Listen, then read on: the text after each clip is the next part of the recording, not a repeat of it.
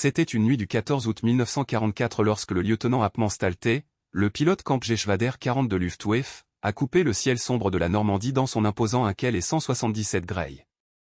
Cet avion à 4 moteurs, l'un des bijoux technologiques allemands, était un symbole de la puissance aérienne.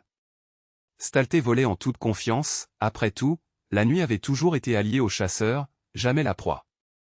Mais à l'aube, quelque chose de sinistre a suivi ses mouvements entre les ombres.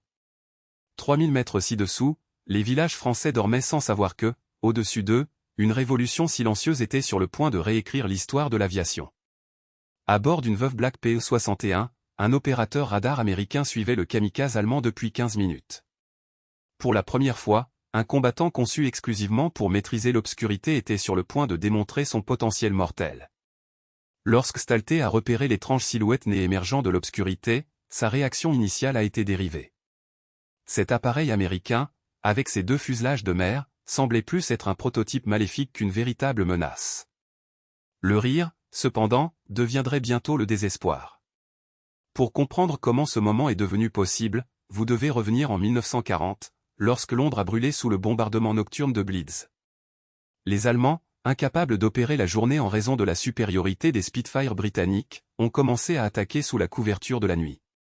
Le problème était clair, lorsque les combattants de la RAF ont décollé, les bombardiers ennemis avaient déjà rempli leur mission et retourné à la base. À exhorter un avion capable de patrouiller dans les cieux pendant des heures, de détecter des cibles dans l'obscurité absolue et de les abattre avec une précision mortelle. De l'autre côté de l'Atlantique, les observateurs militaires américains ont soigneusement analysé la situation. Ils savaient que si les États-Unis venaient dans la guerre, ils devraient maîtriser l'art des combats de nuit.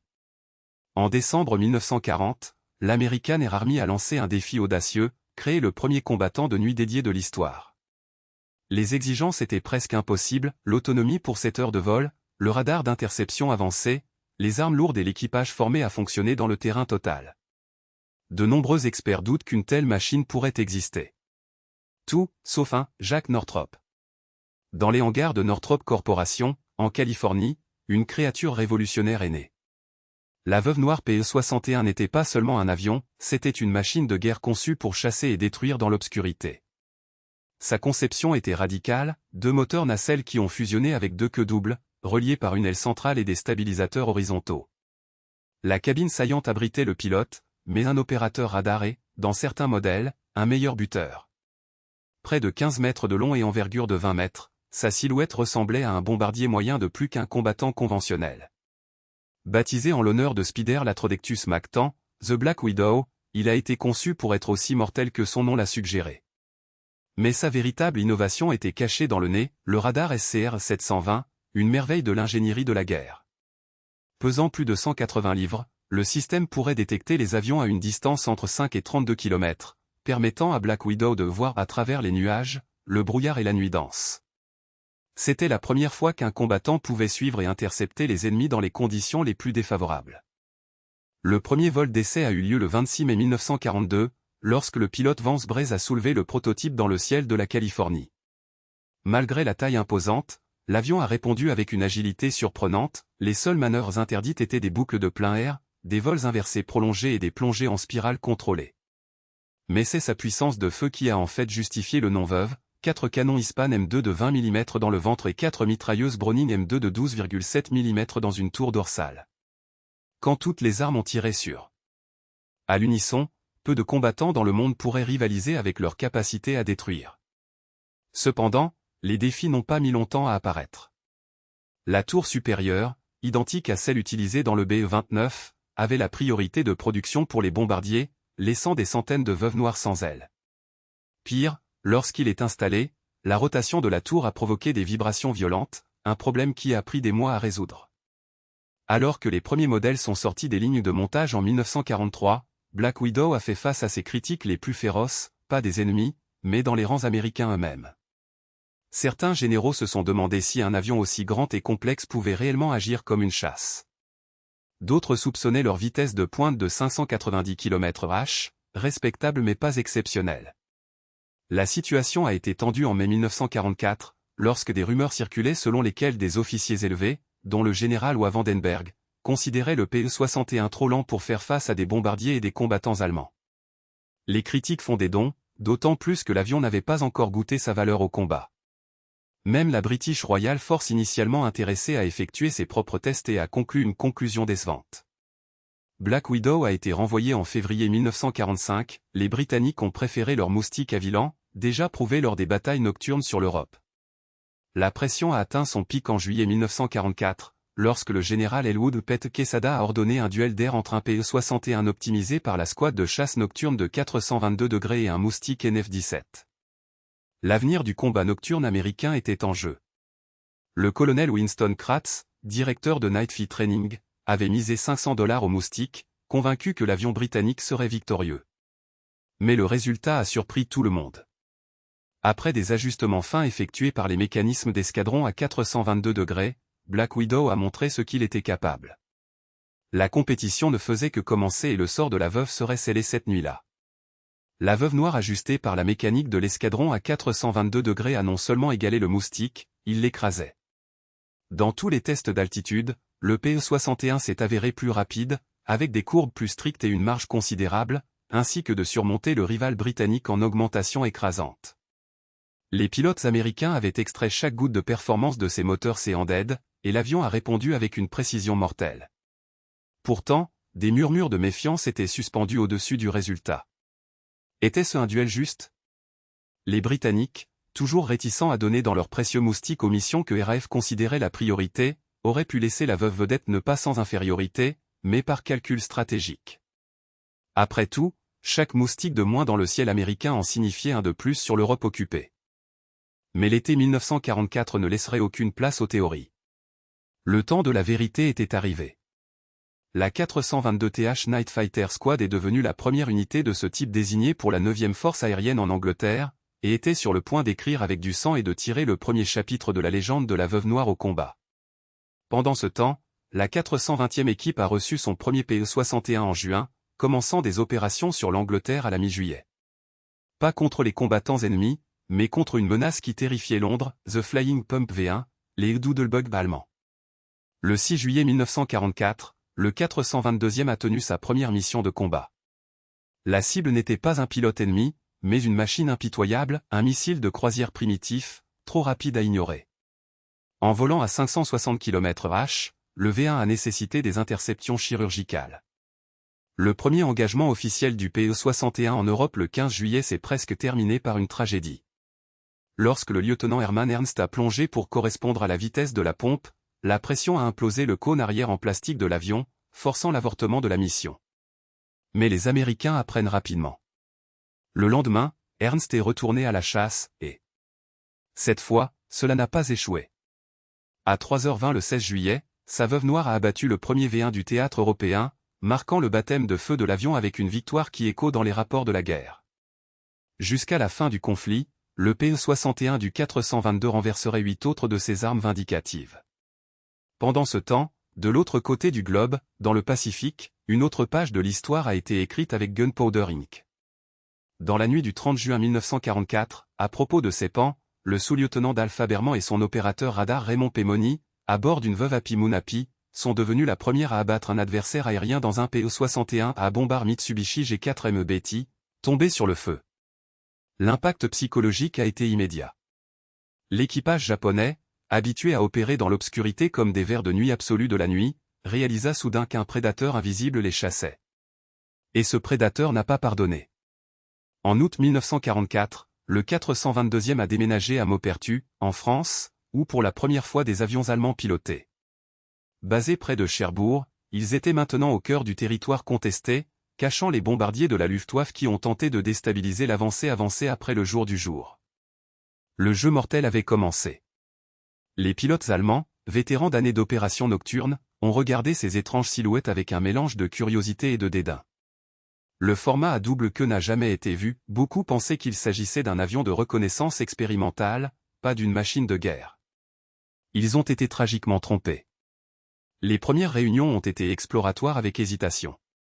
Bombard Cruz a signalé des contacts radars qui sont apparus et ont disparu comme des fantômes, juste pour être ignorés par les contrôleurs fonciers tels que les défaillances d'équipement ou les hallucinations de pilotes épuisés.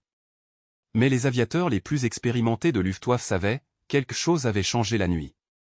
Entre septembre et novembre, les contrôleurs d'interception terrestre, GCI, ont guidé le 422 PE-61 en persécution 461, entraînant 282 contacts radars, 174 observations visuelles et seulement 20 identifications positives des avions ennemis de 7-7. Les chiffres ont raconté une histoire d'adaptation brutale. D'une part, des pilotes américains dominant la technologie révolutionnaire, de l'autre, les Allemands essayant de déchiffrer ce qui les a chassés dans l'obscurité. Parce que la Veuve Noire ne dépendait pas de la vue. Son radar SCR 720 lui a donné une capacité presque surnaturelle à suivre les proies où les yeux humains ont échoué. Les nuits sans lune, sous des couches épaisses de nuages ou de tempêtes atterrissant les combattants conventionnels, le PE-61 a toujours trouvé sa cible. Les rapports allemands ont commencé à décrire des avions qui se sont matérialisés de nulle part, comme si l'obscurité elle-même avait gagné des ailes. Et puis est venu le camouflage, l'arme psychologique définitive. 3 schémas de peinture ont été testés, vert olive avec du ventre noir mat, tout noir mat et enfin noir brillant. Dans les tests de projecteurs, les avions dans les 2 premières couleurs ont été facilement détectés lors du passage des faisceaux de lumière. Mais lorsque la Veuve Noire a traversé le même foyer, elle a disparu. La solution était aussi simple que grande. La finition lumineuse a non seulement caché l'avion, il l'a transformé en une ombre vivante, un spectre coulissant sans sentier. De là, tous les PE-61 ont adopté le manteau noir, scellant à jamais l'identité de la Veuve Noire. Les équipages ont commencé à parler de l'avion avec un respect presque superstitieux. Il était impossible de ne pas imaginer que la silhouette enroulée, brillante comme une obsidienne mouillée au clair de lune, suspendue sur sa proie avant l'attaque mortelle. Une femme toxique dont la morsure est arrivée avant que la victime ne savait même qu'elle était chassée. L'intelligence allemande, désespérée de réponse, est tombée sur des rapports de bouche d'avion impossibles pour un combattant, avec une configuration à double Canada. Il a été contesté que la logique, capable de se produire et d'évaporer dans l'obscurité comme par la magie. Certains ont attribué les descriptions à la panique de l'équipage secoué. D'autres, les plus lucides, ont compris la terrible vérité, les Américains avaient réécrit les règles de la guerre nocturne. Et tandis que la chute est tombée sur l'Europe déchirée, l'équilibre du conflit nocturne a été inversé. La Luftwaffe, bien que moins active au cours de cette période, a amélioré ses tactiques, les bombardiers solitaires ont cédé la place à des formations FW-190 chargées de bombes, des raiders nocturnes qui ont cherché à explorer tout écart. Mais les Américains ont également évolué. Les pilotes de la Veuve Noire ont constaté que sa machine n'était pas seulement un intercepteur. Il était un prédateur polyvalent, capable d'assumer plusieurs rôles dans la guerre. Depuis 1942, les moustiques et autres combattants nocturnes remplissent la demande combinée au domaine nocturne. Cependant, lorsque la 425e équipe est arrivée en France le 18 août 1944, les planificateurs de guerre ont attribué une mission au-delà de la défense, l'attaque au sol. Les opérations ont commencé peu de temps après le jour J, et les Widow Blacks ont rapidement abandonné le rôle passif des intercepteurs pour devenir des agresseurs.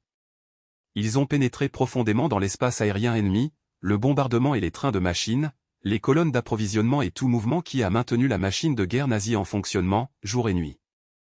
La destruction physique n'était qu'une partie de l'impact. Le vrai coup était psychologique. Des soldats et des civils allemands ont commencé. Ils ont passé la nuit comme des ombres voraces, ne laissant que l'écho de leurs armes et le sentier de destruction. Les rapports ont parlé de rencontres avec une présence qui a contesté la logique de la guerre aérienne jusque-là connue. Ce n'étaient plus les duels des manœuvres acrobatiques à la lumière du jour, mais une chasse silencieuse, où le prédateur a vu dans l'obscurité et le chassé ne réalisa sa présence que lorsqu'il était trop tard. Schwarz-Witwe n'était pas seulement un avion, c'était un spectre mécanique, une entité qui se nourrissait de la peur et de l'incertitude. Les pilotes de Luftwaffe ont l'habitude de dominer le ciel nocturne avec leurs Ju-88 et Il-219, maintenant ils ont été persécutés par quelque chose qu'ils ne pouvaient pas comprendre ni combattre comme ils le savaient. Les tactiques qui garantissaient auparavant la survie, plongée soudaine, les changements soudains d'altitude, l'utilisation des nuages comme couverture, semblaient inutiles contre un ennemi qui l'a vu dans l'obscurité. Les radars allemands, conçus pour détecter les formations de bombardement, ont eu du mal à capturer la signature PE-61 réduite, qui s'est approché d'un fantôme, guidé par des voix chuchotées aux fréquences qu'il ne pouvait pas intercepter. Et puis le tour est venu. Dans la nuit du 15 au 16 décembre 1944, tandis que Wehrmacht a lancé son offensive désespérée dans les Ardennes, les 422e veuves du 422 ND Night Fighter Squadron étaient là, se cachant. Il n'était plus une curiosité technique, mais une force létale intégrée dans la machine de guerre alliée. Alors que les soldats américains de Bastogne ont résisté au siège, se congelant dans leurs tranchées, au-dessus d'eux, dans le ciel nié par la neige et la nuit polaire, le PE-61 a patrouillé. Ses radars ont balayé l'espace aérien, cherchant le transport du transport qui a tenté de reconstituer les divisions blindées allemandes ou le FW-190 qui a osé chasser la nuit. Chaque interception était un message, vous n'êtes pas seul dans l'obscurité. Les Allemands, qui avaient tout parié dans la surprise de l'attaque de la Terre, ont constaté que le ciel avait également leur secret. Un pilote de Nachtjag, dans un rapport confidentiel, a décrit la réunion avec un PE-61 comme combattre un démon qui connaît vos pensées avant même de les avoir. La précision avec laquelle les Widow Blacks sont apparus au moment exact, juste lorsqu'un bombardier allemand a réduit la vitesse pour lâcher ses bombes ou lorsqu'un combattant de nuit a tenté de se repositionner quelque chose au-delà de la capacité humaine. C'était comme si l'air lui-même les trahissait. Et le pire était venu. Comme les Alliés avancèrent au cœur de l'Allemagne et les missions des Veuves Noires devinrent encore plus audacieuses. Ils ne se sont pas contentés de défendre, envahis. Ils pénètrent dans l'espace aérien du Reich, traquant les derniers avions Me-262 qui décollent sous le couvert de la nuit, ou les AR-234 de reconnaissance qui tentent de cartographier les lignes alliées. Chaque victoire, chaque avion allemand abattu était un coup porté non seulement à la capacité opérationnelle de la Luftwaffe, mais aussi à son moral. Les pilotes qui ont survécu à ces affrontements sont retournés à leur base avec des histoires qui se sont propagées comme un virus, ils ne se battent pas comme des pilotes. Ils se battent comme quelque chose qui n'aurait jamais dû sortir de l'obscurité. Même les commandants allemands, dans leurs bunkers éclairés aux chandelles, commençaient à craindre les rapports nocturnes. Chaque message crypté parlant de « contacts inconnus » ou de « pertes inexpliquées » rappelait que la guerre dans les cieux avait changé à jamais. Le PE-61 n'était pas qu'un simple chasseur. Il était le héros d'une nouvelle ère, une époque dans laquelle la technologie, et pas seulement le courage ou les compétences, dictaient qui vivait et qui mourait la nuit. Et les Allemands, qui maîtrisaient autrefois l'obscurité, levaient désormais les yeux et avaient peur de ce qu'ils ne pouvaient pas voir. Qui est apparu de l'obscurité sans avertissement, a frappé avec une précision mortelle et a disparu avant qu'une contre-attaque puisse être organisée. Ce n'était pas de la magie, c'était une science militarisée. Le radar SCR-720A, monté sur le nez du PE-61 comme un troisième œil mécanique, offrait aux pilotes une vision qui frôlait le surnaturel pour ceux habitués à se fier uniquement au sens humain. Dans des conditions idéales, ces impulsions électromagnétiques balayaient le ciel jusqu'à 26 km, une échelle incompréhensible à une époque où la plupart des combats aériens se jouaient à quelques centaines de mètres. C'était comme si les Américains avaient volé la nuit aux Allemands et en avaient fait leur propre domaine de chasse. Alors que 1944 touchait à sa fin sanglante, les affrontements entre les Veuves Noires et les chasseurs de nuit de la Luftwaffe devinrent plus fréquents et plus meurtriers.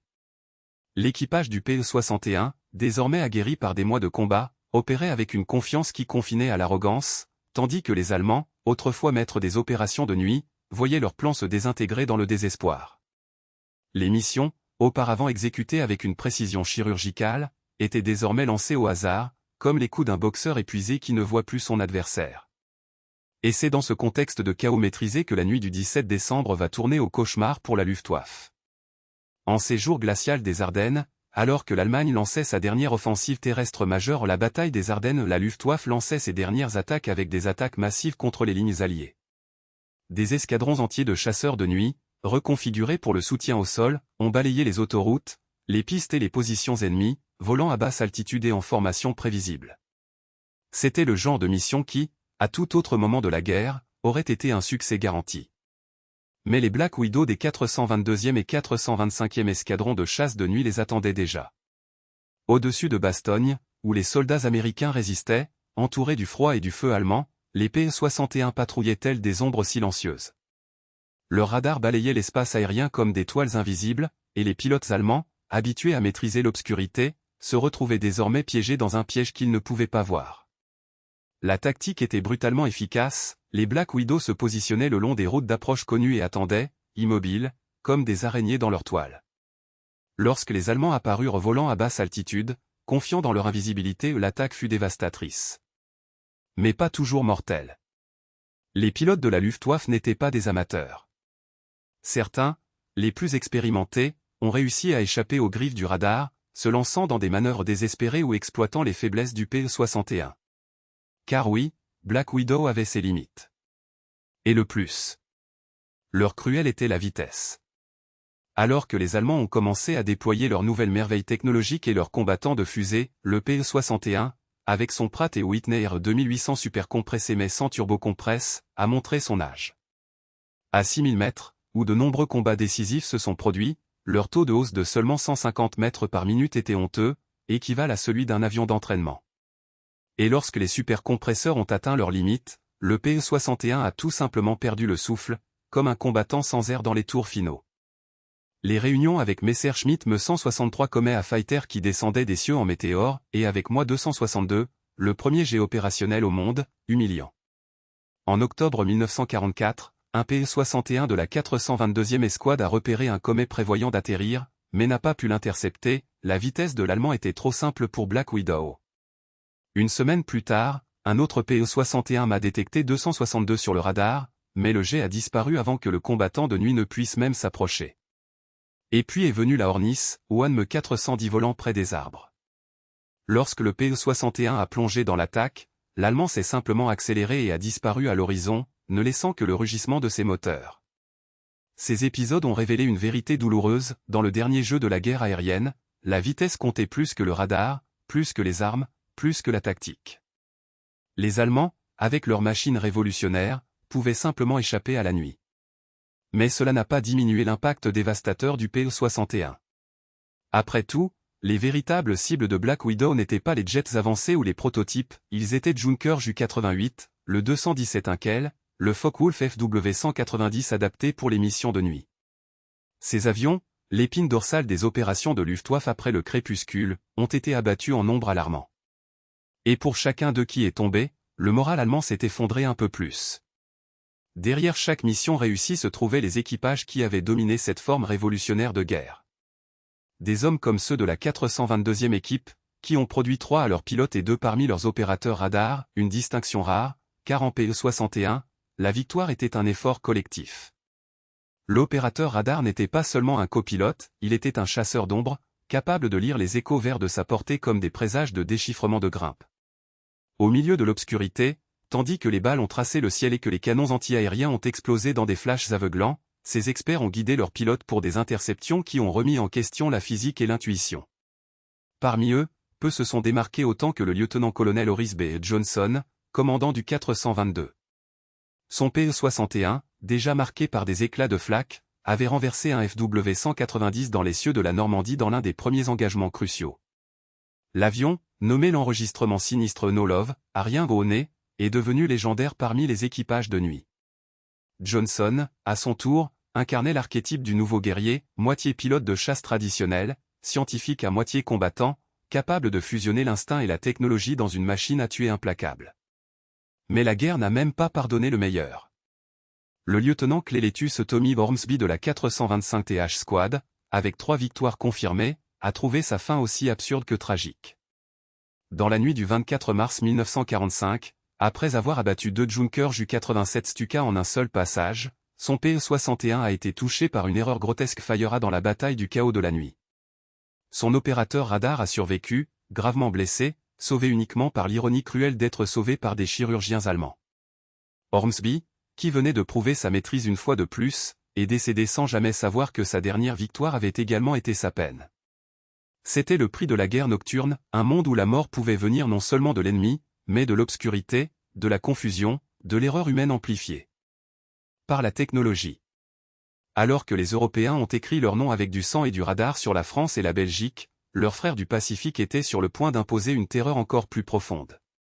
Là, les Japonais, qui croyaient à la supériorité spirituelle de leurs pilotes, ont rencontré quelque chose que leur Bushido ne pouvait pas expliquer, un ennemi qui a chassé sans être vu, sans honneur, sans cérémonie, sans même leur donner la chance d'un dernier cri. Et lorsque les premiers rapports sont arrivés au siège japonais parlant des démons nocturnes qui ont émergé de l'obscurité aux bombardiers d'abattage sans avertir, même les fanatiques les plus samouraïs de l'air ont dû ressentir un froid. Parce que la nuit, qui avait toujours été votre allié, appartenait maintenant à autre chose. Quelque chose de sans visage. Sans pitié. Pas de limite. Qui a transformé l'obscurité en leur domaine, la nuit n'est plus un refuge pour devenir un piège mortel. Le PE-61 n'était pas seulement une machine de guerre, c'était une phrase. Une ombre qui est tombée sur les envahisseurs quand ils s'y attendaient le moins, sans avertissement, sans pitié. Et parmi les proies qui ressentaient le plus de poison se trouvait le Mitsubishi G4M, le Betil japonais, bombardiers qui ont jusqu'à présent sulgé du ciel nocturne du Pacifique avec une arrogance presque impunie. Mais l'arrivée de la Veuve Noire a tout changé. Les pilotes japonais, habitués à opérer dans l'obscurité comme des messieurs absolus, chassés soudainement par quelque chose qu'ils ne pouvaient pas voir, n'ont pas pu entendre, ne pouvaient pas prédire. La guerre nocturne, qu'ils ont dominée par des tactiques raffinées au fil des ans, avait été renversée par une technologie qui les rendait aveugles dans leur propre jeu. À l'approche de 1945, et le Japon était déjà en train de statuer sous le poids de leur défaite, le PE-61 a été confronté non seulement aux bombardiers mais a également déterminé les combattants à défier leur règne. Les Japonais, comme les Allemands avant eux, ont été forcés de se réinventer, mais il était trop tard. La Veuve Noire avait déjà écrit les règles de la nouvelle guerre. Et lorsque le crépuscule du conflit a été annoncé, elle se réserverait pour elle les moments les plus dramatiques, comme si le destin voulait que son héritage soit scellé non pas avec un soupir, mais avec un rugissement. Dans la nuit du 14 au 15 août, alors que le monde traitait encore la reddition du Japon, un PE-61 nommé Lady in the Dark a décollé pour une patrouille qui entrerait dans l'histoire. Son radar a capturé un intrus, un Nakajima Ki-43 Hayabusa, le Boscar, un combattant qui, dans d'autres circonstances, serait un adversaire redoutable. Mais cette nuit-là, la guerre était terminée, au moins sur le papier. Le pilote japonais, soit par ignorance, soit par l'entêtement, volant toujours comme si le combat n'était pas terminé. Ce qui a suivi n'était pas un combat, mais une danse macabre sur les eaux sombres du Pacifique. Lady dans l'obscurité n'a pas tiré un seul coup. N'avait pas besoin. Avec une précision chirurgicale, son équipage a utilisé la supériorité technologique pour mettre fin au pilote japonais dans une impasse. Hayabusa, réalisant qu'elle faisait face à quelque chose contre laquelle elle n'avait pas de réponse, a plongé dans les vagues, non pas abattu mais obligé de se rendre à l'inévitabilité.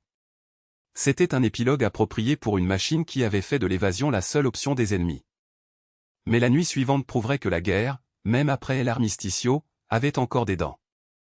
Encore une fois dans le ciel, Lady in the Dark a trouvé un autre adversaire, un Nakajima Ki-44 Shoki, le Tojo, un combattant conçu pour maîtriser la journée, mais maintenant il était perdu dans l'obscurité.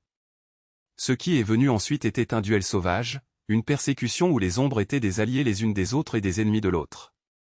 Les Américains ont perdu et récupéré plusieurs fois la cible, jusqu'à ce que Shoki disparaisse la nuit, pour être trouvée le lendemain, détruite. Certains disent que c'était la dernière victoire aérienne de la Seconde Guerre mondiale.